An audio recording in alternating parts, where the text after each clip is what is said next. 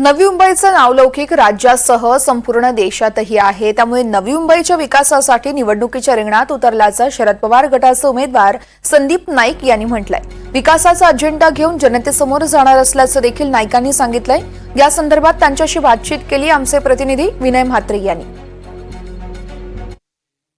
आपल्यासोबत महाराष्ट्र विकास आघाडीचे उमेदवार संदीप नाईक आहेत। आपण त्यांच्याशी बोलूयात।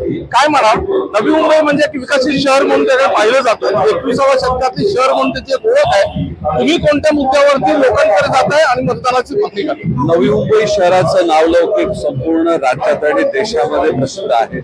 या नवी मुंबई शहराचं समतोल विकास, तो गावाचा असेल, गावठाणाचा असेल, तो शहराचा असेल, तो झोपडपट्टीचा असेल, हे करत असताना योग्य धोरण, जे धोरण या शहराकरता पोषक आहे, जे विजन या शहराची येणाऱ्या 20 वर्षाची नाही तर येणाऱ्या 50 वर्षाची रोडमॅप बनू शकेल, ब्ल्यूप्रिंट बनू शकेल, अशा प्रकारचं धोरण या शहराचं आहे। आणि भविष्यामध्ये जर टिकवायचं असेल तर प्रत्येक स्तरांवर चांगल्या प्रकारची धोरणं राबवणं गरजेचं आहे। या 2-2.5 वर्षामध्ये खूप मोठ्या प्रमाणामध्ये हे शहर मागे गेलेलं आपण बघतोय। तर 10 वर्षाचा या मतदारसंघाचा जर आपण विचार केला तर या मतदारसंघामधील प्रतिनिधित्व जे जनतेच्या संपर्कात नव्हतं, ज्यांनी जनतेचे प्रश्न समजून घेतले नाहीत, आणि त्यामुळे खूप मोठ्या प्रमाणामध्ये युवक वर्ग असेल, ज्येष्ठ नागरिक असतील, किंवा या शहरामधील इन्फ्रास्ट्रक्चरचा विकास असेल, या शहराची लोकसंख्या पुनर्विकासामुळे येणाऱ्या दिवसांमध्ये वाढणार आहे।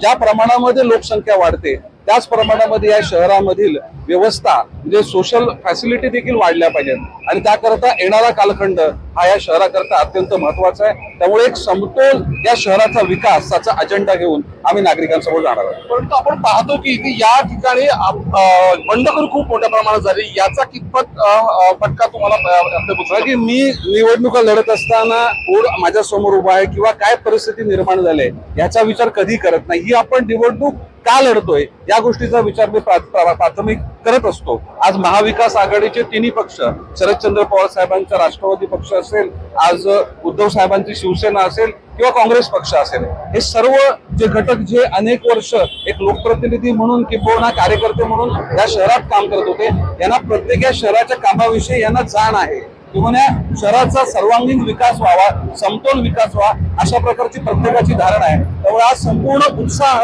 हा तिन्ही पक्षाचा आपल्याला बघायला मिळतोय। त्यामुळे नक्कीच या बेलापूर मतदारसंघातील नागरिक या बेलापूर मतदारसंघाच्या सर्वांगीण विकासाकरता मतदान करतील असा माझा ठाम विश्वास आहे। नक्कीच आपण पाहिलं की या शहर हा विकसित शहर म्हणून जरी ओळख असली तरी येणाऱ्या काळामध्ये या शहरामध्ये मोठ्या प्रमाणात लोकसंख्या वाढणार आहे, आणि त्यामुळे त्याच पद्धतीने या शहराचा विकास व्हायला पाहिजे अशी भूमिका संदीप नाईक यांनी मांडली आहे। व्हिडिओ जर्नलिस्ट अनिश बाबरसह विनय म्हात्रे, NDTV मराठी, नवी मुंबई।